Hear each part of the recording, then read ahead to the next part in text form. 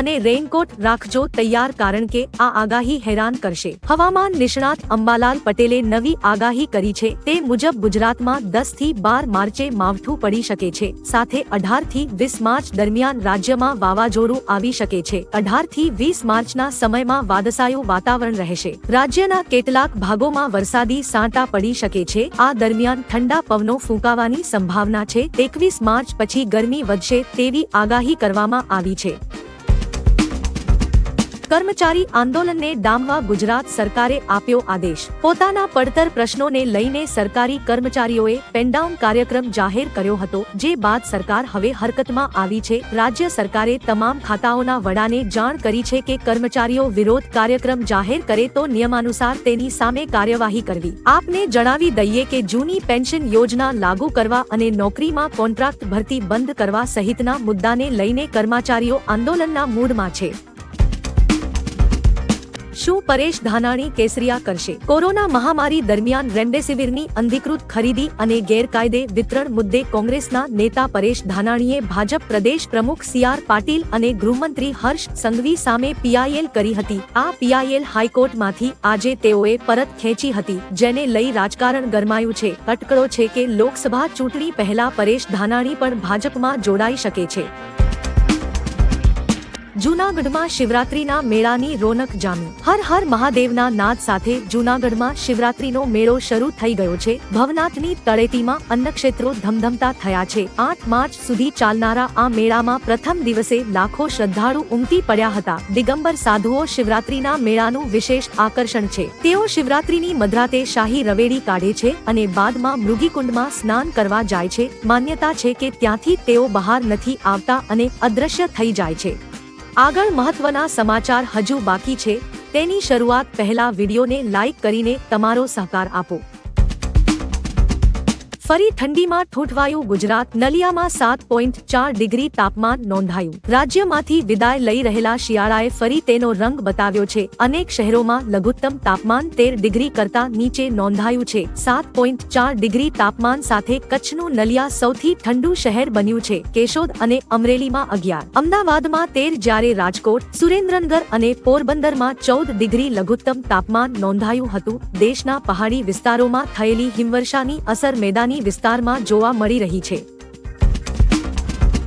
ગૃહમંત્રીએ સુરત ખાતેથી ST બસોને આપી લીલી ઝંડી। દાદાની સરકારમાં STને વેગવંતી બનાવવા માટે સમયાંતરે નવી બસો ઉમેરવામાં આવી રહી છે। સુરત ખાતેથી ગૃહમંત્રી હર્ષ સંઘવીએ 100 ST બસોને લોકોની સેવા કાજે લોકાર્પિત કરી હતી। ગૃહમંત્રીએ 100 બસોને લીલી ઝંડી આપતા ગુજરાત STમાં નવી 100 બસો ઉમેરાઈ છે। વાહન વ્યવહાર અને પરિવહન સુવિધાઓ વધે તે હેતુથી સરકારનું આ એક અનેરું પગલું ગણાવ્યું છે। કોંગ્રેસને વધુ એક ફટકો। દિગ્ગજ નેતા કરી શકે છે કેસરિયા। ગુજરાતમાં લોકસભાની ચૂંટણી નજીક આવી રહી છે, તેમ કોંગ્રેસ નેતાઓ કેસરિયા કરી રહ્યા છે અને કોંગ્રેસને એક પછી એક મોટા ઝટકા આપી રહ્યા છે। સૂત્રો મુજબ માહિતી સામે આવી છે કે કોંગ્રેસના દિગ્ગજ નેતા અને જાયન્ટ કિલર તરીકે જાણીતા એવા કનુ કણસરિયા ઘરવાપસી કરી શકે છે। કોંગ્રેસ સાથે છેડો ફાડશે એવા સમાચાર વહેતા થયા છે। જો કે તાજેતરમાં જ કોંગી નેતા અર્જુન મોઢવાડિયા અને અંબરીશ ડેરે કેસરિયા કર્યા હતા।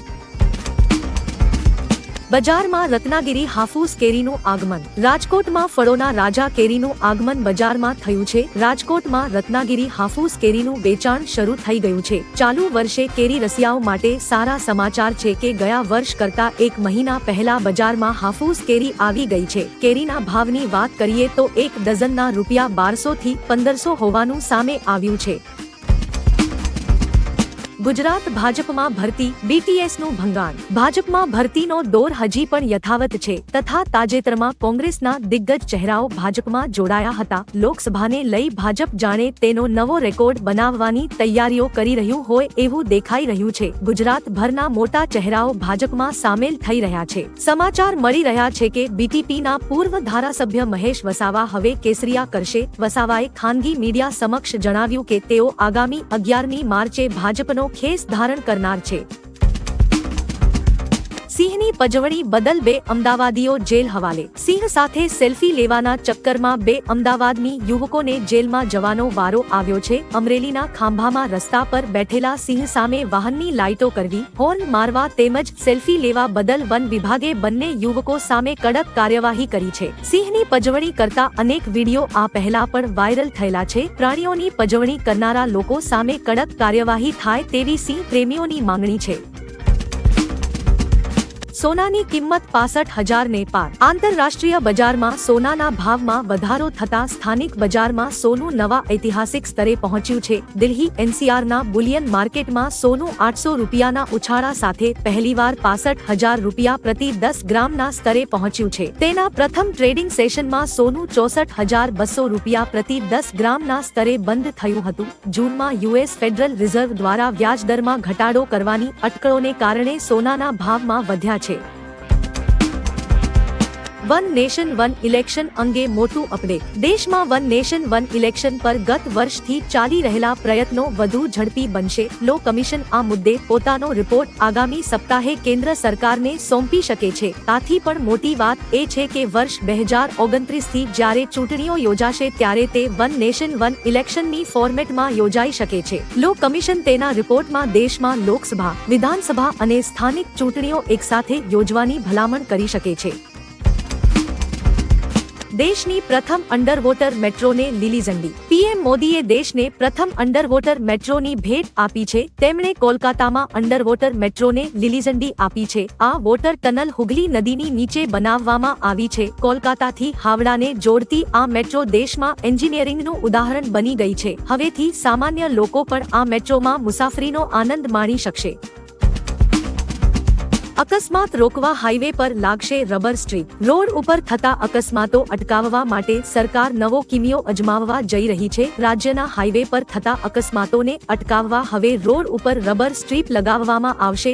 આ પ્રકારની રબર સ્ટ્રીપ બેંગલુરુ અને મુંબઈ જેવા શહેરોના રોડ પર જોવા મળે છે। ગુજરાત સરકાર હવે આ રબર સ્ટ્રીપ સરખેજ ગાંધીગર હાઈવે પર લગાવવાની તૈયારી કરી છે। પૂર્વ પીએમએ કહ્યું વાજપેયીથી ઘણા અલગ છે મોદી। પૂર્વ પીએમ અને જેડીએસના વડા એચડી દેવગૌડાએ પીએમ મોદી અંગે મોટું નિવેદન આપ્યું છે। તેમણે કહ્યું કે પીએમ મોદી વાજપેયીથી ઘણા અલગ છે। વાજપેયી 180 સીટનો આંકડો પાર કરી શક્યા ન હતા જ્યારે મોદી પહેલા પ્રયાસમાં જ 306 સીટ સુધી પહોંચ્યા હતા। હવે તેમનો ટાર્ગેટ 400 સીટનો છે। જનતાએ નરેન્દ્ર મોદીના નેતૃત્વને ઓળખ્યું છે। ભારત જ નહીં વિશ્વના દેશો પણ મોદીને સ્વીકારે છે।